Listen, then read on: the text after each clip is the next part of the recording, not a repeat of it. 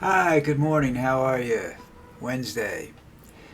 Well, first of all, let me say when you see a shadow, it's on my right side, and then everybody says, "Why is there a shadow there? Don't you have light?" Yeah, I do have lights.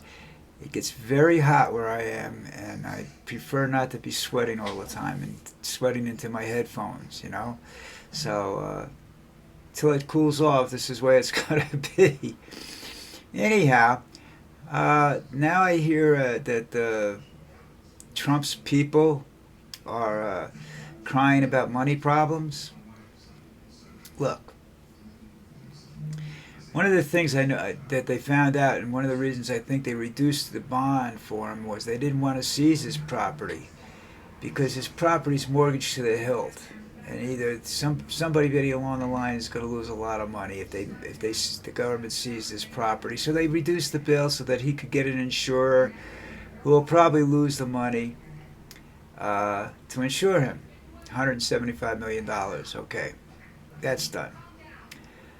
Uh, I've been saying this all week long about the need for a hero in this scenario that we have going on.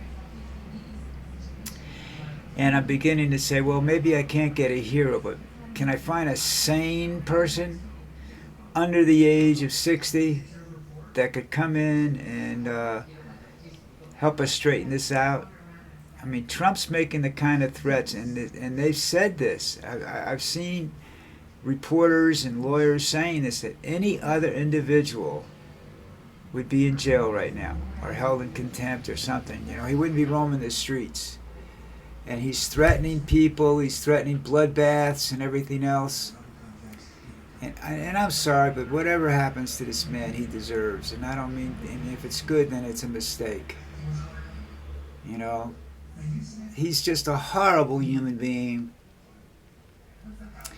He's a absolutely wrong person, and he is being supported by the absolutely worst people in the world in this generation. You know, I mean, the prior generation you could say was the Nazis or the commies or the whatever, Ku Klux Klan, whatever you wanted to call these various hate groups that were around.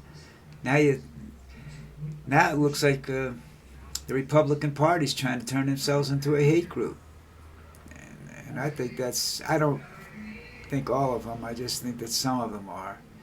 I think most of the people that are out there are really good people. Why they don't stand up, I don't understand that. I remember first being shocked by people not standing up, and I can't remember the year, but it was God, it had to be a long time ago. I was under the age of 21. I know that. There was an incident in New York City, Brooklyn, or someplace like that, and there was two incidences. One was the one that I remember the most was the guy that was coming home with the Christmas tree on Christmas. It might have been Christmas Eve even. He was bringing home a Christmas tree and was attacked and stabbed to death. And there were at least 50 people that had to see this. They interviewed all 50 people, and all 50 people said they didn't see a thing. And that's when I began to realize that people are basically don't want to have anything to do with anybody else. Another example is I was 31 years old, so that's what, 47 years ago. I moved into this apartment in Parsippany. And everybody sits outside on their steps, and all the kids are out there playing, and the kids are coming up to you, and the parents are coming over and saying, "Hi, how are you? How you doing?" And this goes on and on and on. And then all of a sudden, about 15 years, 10 years later on, I realized I didn't know anybody that lived around me anymore. They had all moved. I don't know whether the rent got too much, they bought houses or what, but I'm hoping they got houses because they were families and they should have gotten out of those apartments. And it just got worse and worse and worse until, I didn't even know who the super was after a while.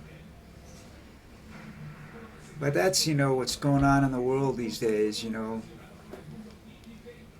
I just want to be left alone to live my life. Well, Trump's not going to let you do that. And I'm sure as hell not going to let you do that. So, anyhow, that's it for me today.